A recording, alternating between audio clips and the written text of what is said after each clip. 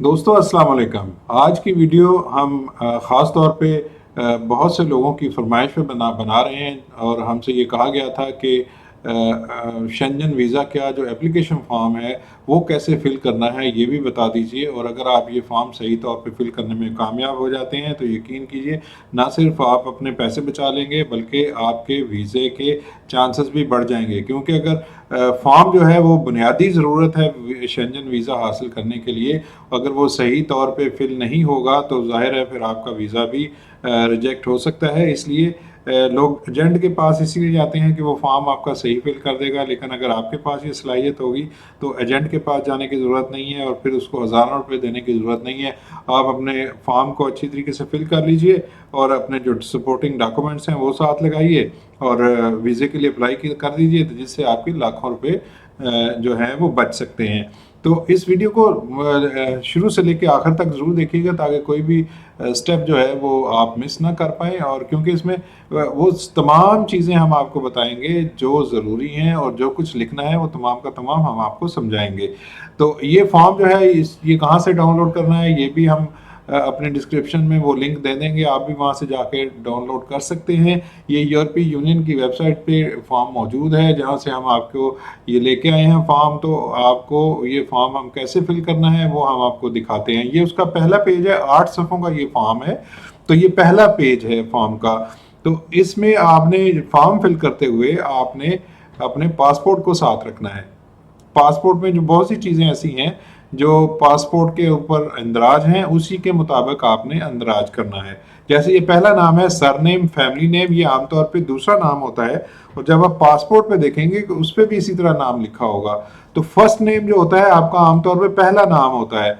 तो उसमें सपोज किसी का नाम है मोहम्मद अली, तो वो पहला नाम फर्स्ट नेम यहाँ पे लिखेगा मोहम्मद और सर नेम उसका आ जाएगा अली। तो पासपोर्ट पे अगर सरनेम अली लिखा हुआ है या फर्स्ट नेम लिखा हुआ है मोहम्मद तो फिर सरनेम अली आ जाएगा। तो वो जिस तरह पासपोर्ट के ऊपर लिखा हुआ है उसी तरह आपने एप्लीकेशन फॉर्म पे लिखना होता है। तो surname at birth farmer family names, बाज दफ़ा वर्क जब बच्चा पैदा होता है तो उसका कोई और नाम होता है, डॉक्यूमेंट्स में भी उसको शो किया जाता है। तो पाकिस्तान में इस तरह का कोई मामला नहीं है कि डॉक्यूमेंट्स में कोई शो किया जाए कि जी पहला जब बच्चा पैदा हुआ था तो उस वक्त उसका ये नाम रखा गया था, बाकी बाद में नाम चेंज हुआ है तो उसका ये नाम हो गया है। तो ये चूंकि बहुत कम सूरत हाल में होता है तो इसलिए ये जो है ना बहुत कम लिखा जाता है। तो आमतौर पे पहला नाम और फैमिली नेम ये आमतौर पे लिखा जाए। हम सपोज हम मोहम्मद अली का करते हैं, यहाँ पे मोहम्मद और यहाँ पे अली करेंगे, इसको हम छोड़ देंगे खाली। इसके बाद आ जाती है जी डेट ऑफ बर्थ। यहाँ पे आपने डेट ऑफ बर्थ लिखनी है। डेट ऑफ बर्थ कैसे लिखनी है? ये डे है, ये मंथ है, ये ईयर। अगर आप सपोज 5 जनवरी को आप पैदा हुए हैं तो यहाँ पे आपने लिखना है 5, यहाँ पे आगे 01 और डैश जिस साल में आप पैदा हुए हैं 1990 या 1991, जहाँ जो भी आपका साल बर्थ है तो वो आपने इसी तरह पूरे लिखना है। पहले डे लिखना है, मतलब डे क्या है 15, 16, 1, 2, 4 डैश, आगे मंथ लिखना है, आगे फिर डैश, फिर आगे आपने उसका साल लिखना है। और ये प्लेस ऑफ बर्थ क्या है? जहाँ पे आप पैदा हुए हैं, जिस डिस्ट्रिक्ट में पैदा हुए हैं, जिस जगह पे पैदा हुए उसका नाम आपने लिख देना है यहाँ पे। कंट्री ऑफ बर्थ, अगर आप पाकिस्तान में पैदा हुए हैं तो यहाँ पे आप पाकिस्तानी लिखेंगे या पाकिस्तान लिखेंगे। करंट नेशनलिटी क्या है आपकी? आपकी करंट नेशनलिटी पाकिस्तानी है, इंडियन है, बांग्लादेश है, नेपाली है, जो भी है आपने यहाँ पे लिखना है current nationality. Nationality at birth if different, अगर कोई आप पैदा किसी और जगह पे हुए, बाद में किसी और मुल्क में चले गए, वहाँ की नेशनैलिटी ले ली, तो फिर आपने लिखना है कि आप कहाँ पे पैदा हुए। अगर इससे मुख्तलिफ है तो फिर आपने वहाँ पे लिखना है कि मैं फ़लाँ जगह पे पैदा हुआ लेकिन मैं नेशनल जो है वहाँ का हूँ। तो ये आपने ये दो चीज़ें ख़ास तौर पे देखनी है। आगे आगे जी सेक्स, इसमें मेल और फीमेल, अगर आप मर्द हैं तो आपने मेल लिखना है, अगर फीमेल हैं तो आपने फीमेल को टिक करना है। सिविल स्टेटस क्या है आपका? आप अभी आपकी शादी नहीं हुई तो सिंगल लिखेंगे, शादी हुई है तो मैरिड लिखेंगे। और ये बाकी अगर डाइवोर्सडी हैं तो डाइवोर्स, विडो हैं तो विडो, ये चीज़ें बाकी जो अपने हिसाब से आपने इसको करना है। सिंगल या मैरिड या डाइवोर्स या विडो या जो सेपरेटेड, जो भी यहाँ पे आपका सिविल स्टेटस है वो आपने लिखना है। गया जी, parent authority legal guardian if different from applicant's telephone number फला फला। तो ये उन लोगों के लिए है कि जिनकी उम्र 18 साल से कम है और वो सफ़र करना चाहते हैं, तो फिर वो अपना पेरेंटल अथॉरिटी बताएंगे। अगर वो कि मेरे पेरेंट्स ये हैं और उनकी ये अथॉरिटी है, उनका ये टेलीफोन नंबर है, उनकी ये एप्लीकेशन और एड्रेस है, वो सफारतखाना आमतौर पर फ़ोन करके फिर उसको पूछता है, क्योंकि ये उन लोगों के लिए जिनकी उम्र 18 साल से कम है। 11 नंबर है national identity number where applicable, कि आपका नेशनल आइडेंटिटी नंबर क्या है। नेशनल आइडेंटिटी नंबर क्या होता है? CNIC कार्ड पाकिस्तान के अंदर होता है, कि पाकिस्तान जो नेशनल आइडेंटिफिकेशन कार्ड हमारा है उसका नंबर आपने लिखना है। आप यहाँ पे पूरा उसका नंबर आपने लिख देना है। इसी तरह इंडिया का होगा, बांग्लादेश, नेपाल का होगा, वो उसी तरह अपना अपना नेशनल आइडेंटिटी कार्ड का नंबर आप लिखते जाएंगे। टाइप ऑफ ट्रैवल डॉक्यूमेंट्स, आपके पास कौन सा पासपोर्ट है? ऑर्डिनरी पासपोर्ट है, डिप्लोमेट है, सर्विस है, जो भी पासपोर्ट आपके पास है आपने उसको टिक कर देना है। तो आमतौर पे लोगों के पास ऑर्डिनरी पासपोर्ट होता है, तो हम किसको करेंगे? इसको टिक कर देंगे हम, ये वाला जो सिस्टम है। अब आ जाइए 13 number of travel document. Travel document क्या होता है? हमारा पासपोर्ट होता है, तो उसका जो पासपोर्ट का जो नंबर है हम वो यहाँ पे लिखेंगे। पूरी तरह जो हमारा पूरा पासपोर्ट का नंबर जो लिखा होता है उसको हम पूरी तरीके से ये लिख देंगे। डेट ऑफ इशू, ये पासपोर्ट कब इशू हुआ, और वैलिड एंटल, ये कब तक वैलिड है, इसकी एक्सपायरी डेट क्या है वो यहाँ पे लिख देंगे। इशूड बाय द कंट्री, किस कंट्री ने किया है, पाकिस्तान ने किया है, इंडिया ने किया है, जो भी किया है उस कंट्री का हम नाम लिख देंगे। 17 नंबर पे personal data of the family member who is an EU, EEA, RCS citizen. अगर आपका कोई बाहर रिश्तेदार रहता है, फैमिली मेंबर रहता है, तो फिर आप उसका पर्सनल डाटा यहाँ पे देंगे। ये 17 नंबर जो खाना है ये उसके लिए उसका नाम, first name, date of birth, nationality, number of travel document और ID कार्ड, उसका जो वहाँ का ID कार्ड होगा उसकी सूरत हाल देंगे। ये चूँकि मोस्ट ऑफ द केसेस नहीं होता तो इसको हम खाली छोड़ देंगे। आगे जी, family relation with an EU, और किसी के साथ फैमिली रिलेशन है, ये 17 और 18 नंबर खास तौर पे आपने इसको देखना है कि अगर आपका कोई रिलेशनशिप है तो आप उसको मेंशन करेंगे। वो रिलेशनशिप क्या है? आपकी कोई मियाँ या बीवी का है, आपका बच्चा है, आपका पोता है, आपका कोई और रजिस्टर्ड पार्टनरशिप है, तो आप उसको टिक करेंगे और उसकी डिटेल आप देंगे। फिर applicants home address and email address, जो आपके घर का होम एड्रेस है उसको आप डिटेल के साथ लिखेंगे और अपना ईमेल भी नंबर लिखेंगे। यहाँ पे आप अपना टेलीफोन नंबर लिखेंगे। 20 नंबर खास तौर पे उन लोगों के लिए जो पाकिस्तानी बाहर रहते हैं या इंडियन बाहर रहते हैं, उनके लिए है। Residence in the country other than the country of current nationality, अगर आप पाकिस्तान में रहते हैं, दुबई में मुकीम है, सऊदी अरब में मुकीम है, तो आपने इस फॉर्म को, इस जो सेक्शन है इसको ख़ास तौर पे फिल करना है। तो अगर आप नहीं रहते तो यहाँ पे आपने नो कर देना है, फिर ये चीज़ें भरने की ज़रूरत नहीं है। अगर आप वहाँ पे रहते हैं तो यहाँ पे यस करना है।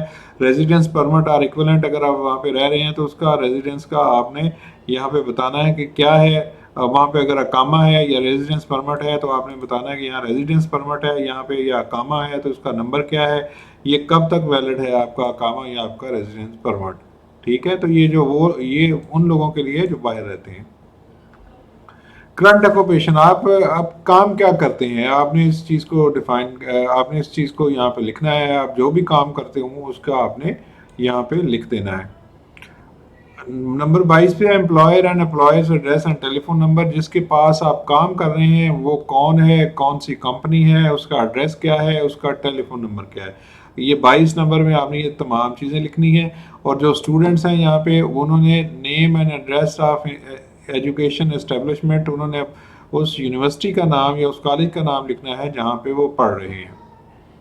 अच्छा जी, पर्पस ऑफ जर्नी, आप क्यों जाना चाह रहे हैं ये पूछा जा रहा है। तो आमतौर पे ये टूरिज्म के लिए लोग जाते हैं तो यहाँ पे टूरिज्म लिखेंगे। अगर बिजनेस के लिए जाते हैं तो बिजनेस के लिए लिखेंगे। विजिटिंग फैमिली और फ्रेंड, आपके किसी दोस्त ने बुलाया है या फैमिली मेम्बर ने बुलाया है तो आप यहाँ पे लिखेंगे। कोई आपने सकाफती प्रोग्राम में वहाँ पे करना है तो यहाँ पे लिखेंगे। स्पोर्ट्स में हिस्सा लेना है या देखना है तो आपने यहाँ पे इसको टिक करेंगे। किसी ऑफिशियल विजिट पे जा रहे हैं तो फिर यहाँ पे लिखेंगे। मेडिकल रीज़न है तो यहाँ पे लिखेंगे। स्टडी कर रहे हैं तो आप यहाँ पे लिखेंगे। एयरपोर्ट ट्रांजिट है, आप किसी और मुल्क सफ़र करना चाहते हैं तो यहाँ पे आप एयरपोर्ट ट्रांजिट लिखेंगे। तो ये आपने स्पेसिफाई करना ज़रूरी है। 24 में additional information on purpose of the stay कि आप इसके अलावा आप कोई इन्फॉर्मेशन देना चाहते हैं कि आपका पर्पस क्या है, आप टूरिज्म के लिए जा रहे हैं, कहाँ कहाँ आपने जाना है, क्या क्या करना है, तो ये सारी चीज़ें आपने इसमें लिखनी है। 24 नंबर में एडिशनल इन्फॉर्मेशन है आपकी ना। 25 नंबर है member state of the main destination. जिस मुल्क में आप जा रहे हैं, मेन डेस्टिनेशन जहाँ पे आपने ज़्यादा दिन रहना है, वहाँ का आप मेंशन करेंगे। सपोज आपने स्पेन में जाना है तो आप यहाँ पे स्पेन लिखेंगे, पुर्तगाल में जाना है तो आप यहाँ पे पुर्तगाल लिखेंगे, और जहाँ पे आपने ज़्यादा देर स्टे करना है तो उसको उसका नाम लिखेंगे। और 26 नंबर में member state of the first country के जहाँ पे आपने पहले उतरना है, जहाँ पे जाके करना है, तो आमतौर पे हम जिस एम्बेसी को ये एप्लीकेशन दे रहे होते हैं तो हम आमतौर पे उसी का फर्स्ट एंट्री उसी पे रखते हैं, और मेन डेस्टिनेशन भी हम उसका ही सिलेक्ट करते हैं। ये दो चीज़ें ख़ास तौर पे याद रखनी है 25 और 26 नंबर। अगर आप सपोज स्पेन जा रहे हैं, आपने ज़्यादा देर पुर्तगाल रहना है, तो आप ये ना करें कि आप यहाँ पे लिखें कि ये मैंने जो है ना यहाँ पे स्पेन में उतरना है और पुर्तगाल में चले जाना है। तो इसको इस तरह बनाइए कि दोनों चीज़ें एक जैसी ही रहें। मसलन अगर स्पेन में एम्बेसी को आप कर रहे हैं तो फिर यहाँ पे स्पेन लिखना है, यहाँ पे भी आपने स्पेन लिखना है, और जो आपने प्रोग्राम देना है उसमें मेन जो है कंट्री वो आपने स्पेन रखना है, और अगर पुर्तगाल जा रहे हैं तो पुर्तगाल रखना है। नंबर ऑफ एंट्रीज रिक्वेस्टेड, कि आपको कितनी एंट्रीज चाहिए आमतौर पे। इसमें पहले वीज़ा आमतौर पे सिंगल एंट्री का मिलता है, तो आमतौर पे सिंगल, अगर आप पहली दफ़ा जा रहे हैं तो सिंगल का करेंगे, अगर दूसरी या तीसरी दफ़ा जा रहे हैं तो वो 2 एंट्रीज या मल्टीपल एंट्रीज कर देंगे। इसका मतलब ये होता है कि आप उस मुल्क में जाकर वापस आना चाहते हैं उस वीज़े की मुद्दत में, तो आप वापस भी आ सकते हैं, और अगर आप एक दफ़ा जाना चाहते हैं और फिर वापस आना चाहते हैं तो फिर वो सिंगल एंट्री ही होगा। इसके नीचे जी intended date of arrival of the first intended stay in the Schengen area, जिस तारीख को आप वहाँ पे उतरेंगे उस तारीख का यहाँ पे अंदराज करना ज़रूरी है कि मैं फ़लाँ तारीख को। ये कहाँ से होगा, जो आपने टिकट बुकिंग, जो एयरलाइन की बुकिंग आपने जो साथ लगानी है, उस पे जो तारीख होगी वहाँ पे पहुँचने की, वो तारीख आपने यहाँ पे लिखनी है। यहाँ पे जो आपकी वापसी की टिकट है और वो जो तारीख वहाँ से छोड़ने की तारीख है वो आपने वहाँ पे लिखनी है। तो ये दो तारीखें आपने अपने बुकिंग से, जो आपकी एयरलाइन की बुकिंग है उससे आपने लेके यहाँ पे लिखनी है। 28 नंबर है जी fingerprints collected previously for the purpose of applying for a Schengen visa. अगर आपने शेंजन वीज़ा के लिए पहले अप्लाई किया था तो आपके फिंगरप्रिंट्स लिए गए थे या नहीं लिए गए, आपने उसको यहाँ पे लिखना है। तो अगर आप लिए गए थे तो आपने यस करना है, और अगर नहीं लिए गए थे तो आपने नो करना है। और अगर आपके फिंगरप्रिंट्स लिए गए थे तो आपने if non visa sticker number आपने लिखना है। आपका जो पहले वीज़ा स्टिकर नंबर था तो वो आपने यहाँ पे लिखना है। ये है जिस डेट को आप गए थे उस डेट को आपने यहाँ पे मेंशन करना है। आगे जी 29 नंबर है entry permit for the final country of destination, कि आप वहाँ से आगे कहाँ किसी और मुल्क का सफ़र करना चाहते हैं तो फिर आप यहाँ पे उसको लिखेंगे। सपोज एक बंदा जो है वो स्पेन जा रहा है और स्पेन से उसने चले जाना है अमेरिका में, तो फिर आपने यहाँ पे उसकी डिटेल देनी है। वो आपने देनी है कि आपका वीज़ा जो है इशू हुआ है, इशूड बाई फलां चीज़, वैलिड फ्राम इतनी तारीख से लेके इतनी तारीख तक वैलिड है, तो वो आपने उसकी डिटेल भी देनी है। और साथ में जब कागज़ लगाएंगे तो साथ में वो कागज़ भी साथ लगाना है कि मैं वहाँ भी जा रहा हूँ। 30 नंबर है जी सरनेम और first name of the inviting person in the member state के शेंजन स्टेट्स में से अगर किसी कोई बंदा आपको इनवाइट कर रहा है तो उसका पहला नाम और सरनेम आपने देना है।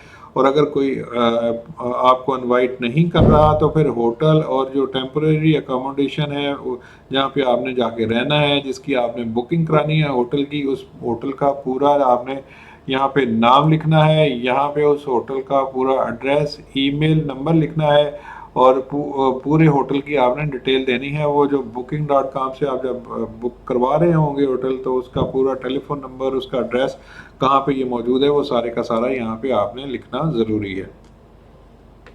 Name and address of inviting company and organisation, अगर आपको कोई कंपनी इनवाइट कर रही है तो उसका आपने पूरा नाम लिखना है। चूँकि इसमें हम बुकिंग जो है वो उस पर करवा रहे हैं, तो ये 31 नंबर आप जो है ना उसको आप छोड़ सकते हैं। आगे 32 नंबर है cost of travelling and living during the applicant stay is covered. यहाँ पे पूछ रहा है कि जो आप ट्रैवल कर रहे हैं और वहाँ पे जब आपने रहना है तो उसकी कास्ट कौन बर्दाश्त करेगा। तो यहाँ पे दो खाने बने हुए हैं। एक तो है एप्लीकेंट हिमसेल्फ कि आप जो है खुद उसको पे कर रहे हैं और ख़ुद उसको कर रहे हैं। दूसरा वो क्या हो गए मीन्स ऑफ ट्रांसपोर्ट क्या है, कैश की सूरत में, ट्रैवल की सूरत में, क्रेडिट कार्ड, ये सारी की सारी चीज़ें आपने वो करनी है। और अगर कोई आपको स्पॉन्सर कर रहा है, जैसे 31 नंबर में आपने किसी को लिखा है, तो फिर ये स्पॉन्सर की तरफ से वो सारी की सारी चीज़ें आएंगी, उनके रेफरल आएंगे कि वो कैश की सूरत में करेंगे, अकोमोडेशन प्रोवाइड करेंगे, या पूरे के पूरे जो वो चीज़ें हैं वो एक्सपेंस वो बर्दाश्त करेंगे। तो ये था वो फॉर्म जो आपने फिल करना है और आखिर में आपने इसके साइन कर देने हैं। ये जनाब ये सारी चीज़ें हैं यहाँ पे। जिस तारीख को आप करना चाह रहे हैं, अप्लाई करना चाह रहे हैं, उस तारीख का दिन और ये सारी चीज़ें करके यहाँ पे आपने साइन कर देने हैं और ये फॉर्म आपका फिल हो जाएगा। इसे करके तो आप साथ लगाइए। अल्लाह ताला आपका हामी नासर हो। आपने जो ख्वाहिश की है, अल्लाह ताला उस ख्वाहिश को पूरा करे। इस चैनल को सब्सक्राइब कर दीजिए ताकि दूसरे लोगों का भला हो और वो भी जो है इस सफ़र पर जा सकें। इल्लीगल काम से बचिए, हमेशा सही काम कीजिए। फिल वक्त इतना ही। फिर मिलते हैं किसी और वीडियो में। अपना बहुत ख्याल रखिएगा। अल्लाह हाफिज़।